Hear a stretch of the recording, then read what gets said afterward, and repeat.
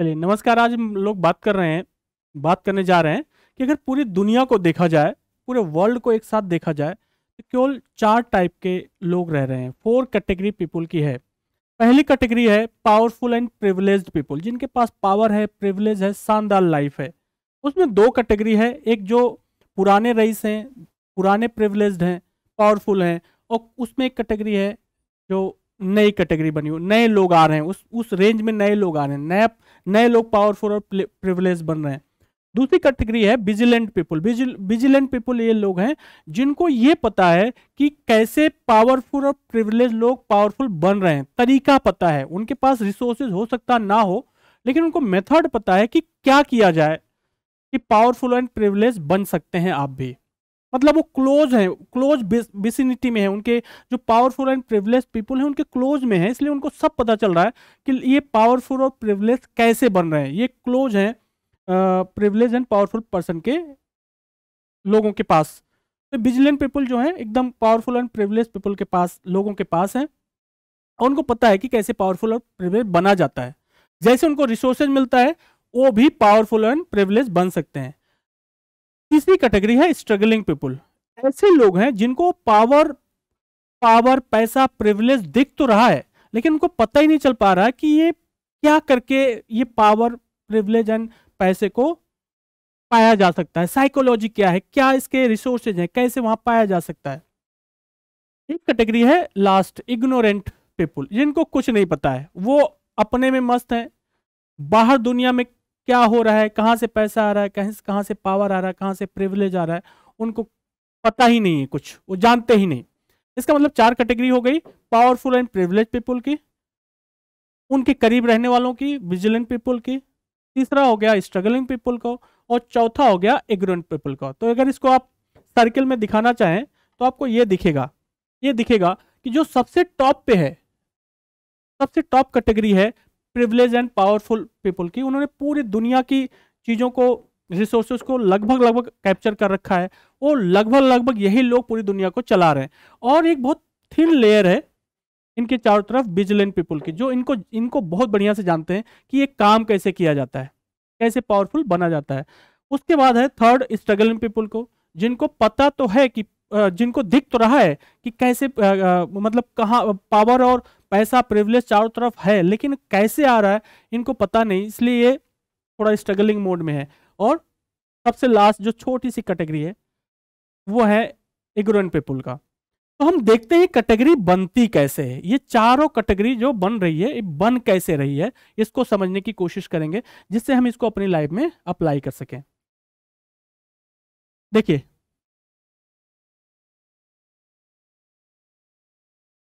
आप इसको अगर समझना हो तो इसको समझिए कि जब हम लोग कहीं पे जन्म लेते हैं, किसी घर में, किसी फैमिली में जन्म होता है किसी बच्चे का, तो वो एक ऐसी जगह, ऐसे रिसोर्सेज में पैदा होता है कि उसके चारों तरफ एक फील्ड ऑफ सपोर्ट सिस्टम बन जाता है। जहां भी पैदा होता है कोई बच्चा तो उसके चारों तरफ एक सपोर्ट सिस्टम बना होता है, पहले से बना होता है। उसके घर वाले उसके लिए एक फील्ड ऑफ सपोर्ट सिस्टम बना के रखते हैं।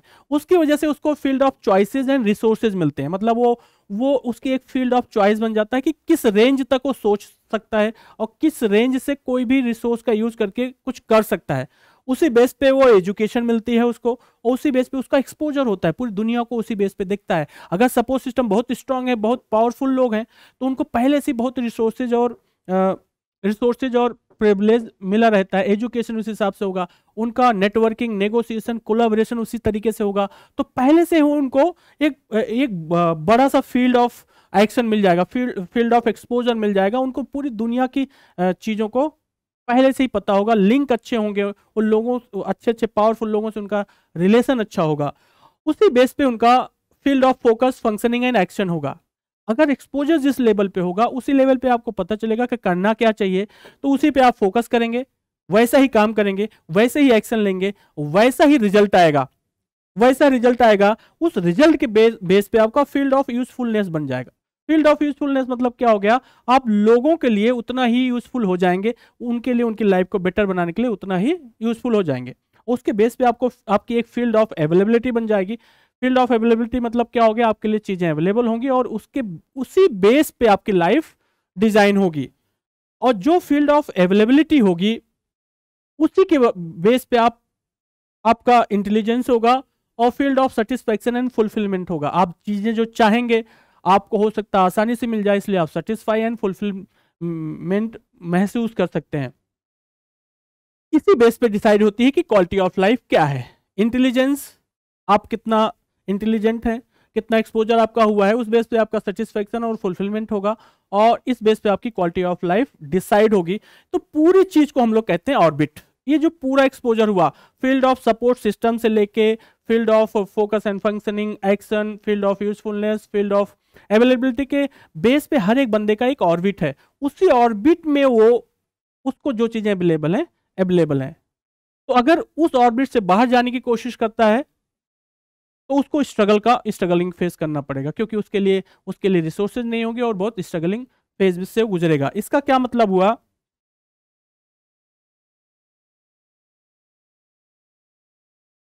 इसका मतलब हम लोग समझते हैं थोड़ा सा।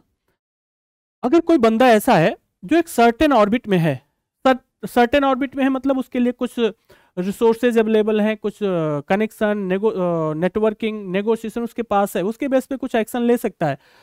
तो उसी बेस पे अगर उसने कुछ एक्सपेक्ट किया, तो एक्सपेक्टेशन उसके पास कुछ है कि उसको लगा कि मुझे ये चीज चाहिए, मैं एक्सपेक्ट कर रहा हूं। लेकिन अगर उसने जब उसके लिए कोशिश किया तो experience eight real ground different आया। वो ने एक्सपेक्ट किया समथिंग समथिंग एंड जब वो रियल ग्राउंड पे पहुंचता है एक्सपीरियंस करने के लिए, तो उसको कुछ और एक्सपीरियंस हुआ, वो चीज मिला ही नहीं जो चाह रहा था। इसी को कहते हैं स्ट्रगलिंग। स्ट्रगलिंग है क्या कि आप अपने ऑर्बिट से बहुत बाहर की चीज को, कोई चीज चाह रहे हैं, एक्सपेक्ट कर रहे हैं, लेकिन जैसे ही आप उसके लिए कोशिश करते हैं वो रियल एक्सपीरियंस बहुत ही डिफिकल्ट है, बहुत ही पेनफुल है। तो इसी को कहते हैं हम लोग स्ट्रगल। इसका क्या मतलब होता है? अगर कोई चीज आप चाहते हो तो आपका एक प्रेफरेंस जोन है, आप ये चाहते हो कि मुझे ये मिले, मतलब एक प्राइस चाहते हैं, कुछ गिफ्ट चाहते हैं, कुछ अपने लाइफ में प्रिविलेजेस चाहते हैं, उसके लिए आपको एक प्राइस देनी पड़ेगी। प्राइस देने का हो सकता है कि आप कुछ एक्शन ले, फेल हो जाए, क्रिटिसिज्म हो चारों तरफ, कई प्रॉब्लम आ सकती हैं, इसे कहते हैं प्राइस। टाइम देंगे, एनर्जी देंगे, पैसा देंगे, और इसके लिए प्रोसेस भी करना होगा, हो सकता है लॉन्ग प्रोसेस लग जाए उस प्रेफरेंस को आपको पाने में। तो ये प्रॉब्लम क्रिएट करता है कि आपने कुछ एक्सपेक्ट किया और आपने जब रियल ग्राउंड पे उसको एक्शन इम्प्लीमेंट करने की कोशिश किया, कोई आइडिया चाहते हैं, उसको इम्प्लीमेंट करना चाहते हैं, तो एक प्रोसेस और प्राइस से गुजरना पड़ेगा आपको, और वो बहुत पेनफुल हो सकता है। तो जो ऑर्बिट बनती है, ऑर्बिट जो बनी हुई है, इसके बेस पे 4 ऑर्बिट बनी हुई है। पहला ऑर्बिट है जो पावरफुल एंड प्रिविलेज पीपल हैं, उनके जस्ट बगल में है विजिलेंट पीपल का, थर्ड है स्ट्रगलिंग पीपल का, और फोर्थ है इग्नोरेंट पीपल का। अब देखते हैं कि जो पावरफुल एंड प्रिविलेज पीपल लोग हैं, इनका जो ऑर्बिट बन रही है इतना स्ट्रांग क्यों बन पा रही है, इसको स्टडी करते हैं। ये जो पावरफुल एंड प्रिविलेज पीपल हैं, इनको बहुत तरीके से पता है कि ये वर्ल्ड चाह क्या रहा है, ये दुनिया जो है चाह क्या रही है, इनको बहुत तगड़े से पता है। इनको पता है कि जो सराउंडिंग, मतलब जो वर्ल्ड है, वो चाह क्या रही है, उसको पता है। प्रिविलेज एंड पावरफुल पर्सन को पता है कि दुनिया क्या चाह रही है, कि सिक्योरिटी एंड सिग्निफिकेंस। हर आदमी चाह रहा है कि सिक्योर लाइफ जिए और उसका नाम हो, शोहरत हो, उसके पास चीजें अवेलेबल हो। सिक्योरिटी एंड सिग्निफिकेंस, उसके लिए क्या कर रहा है हर बंदा? एक सिचुएशन क्रिएट कर ले रहा है, कुछ एक्शन लेता है, कुछ लोगों से मिलता है, और उसके बेस में एक सिचुएशन में आके फंस गया है, और उस सिचुएशन से निकलने के लिए निकलने के लिए सिचुएशनल रिक्वायरमेंट की जरूरत है, उससे बाहर निकलने के लिए कुछ रिक्वायरमेंट है।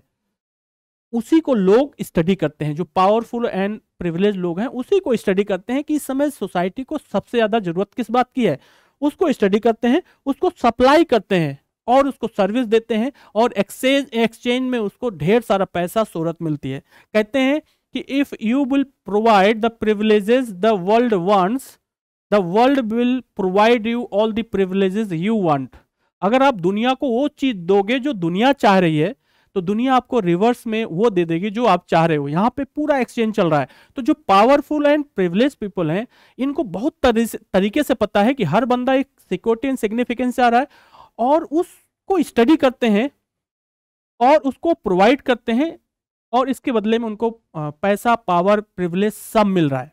अच्छा, ये भी है कि कभी कभी जो वर्ल्ड है या दुनिया है, उसको कुछ चीज नहीं भी चाहिए होता है, तो ये लोग उसको क्रिएट कर देते हैं, नई चीज क्रिएट कर दिया, जिसको पता ही नहीं दुनिया को जरूरत है कि नहीं, उन्होंने क्रिएट कर दिया, और धीरे धीरे पूरी दुनिया की जरूरत उनको फोर्स कर दिया, दुनिया वालों को, कि ये आप यूज करो। मतलब अगर पहले तो एक सेक्शन है जो स्टडी करता है कि इस समय क्या जरूरत है, और कुछ एक ऐसा सेक्शन है जो हरदम नई नई चीजें क्रिएट कर रहा है और लोगों को प्रोवाइड कर रहा है सर्विस के फॉर्म में, और उससे पैसा कमा रहा है। तो ये पूरा जो पावरफुल एंड प्रिविलेज पीपल हैं, यही पूरी दुनिया को चला रहे हैं, ड्राइव कर रहे हैं।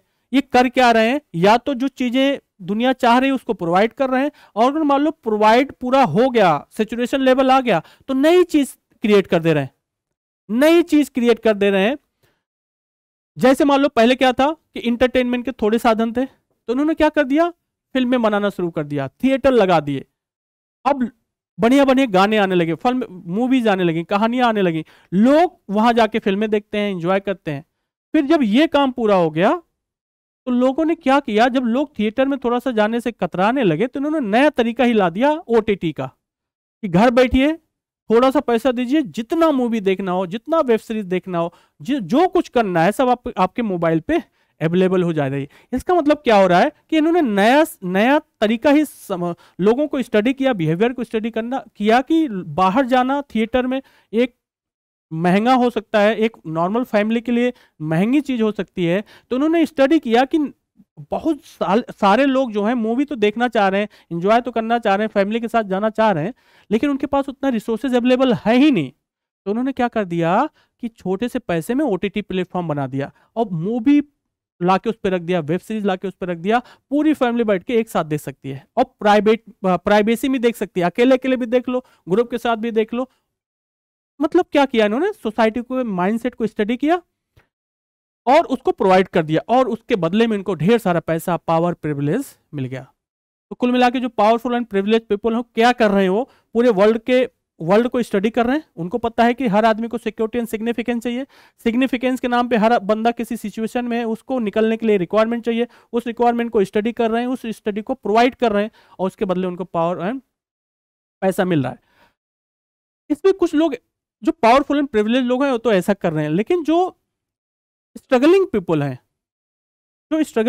हैं, वो एक्सपेक्टेशन कर रहे हैं अपने ऑर्बिट से बहुत बाहर, और उनके पास रिसोर्सेज अवेलेबल हैं बहुत कम, ना तो एजुकेशन अवेलेबल है, इन्फॉर्मेशन ही नहीं पता है कि कैसे किया जाए, मान लो पता भी हो जाता है किसी भी तरीके, तो रिसोर्सेज ही अवेलेबल नहीं हो रहा है। तो जब एक्सपेक्टेशन और एक्सपीरियंस है, रियल ग्राउंड में कंट्राडिक्शन होता है, तो फियर जनरेट होता है। जब आप जो चाहते हो वो और जो है इस समय उसमें बहुत गैप होगा, तो एक फियर जनरेट होता है।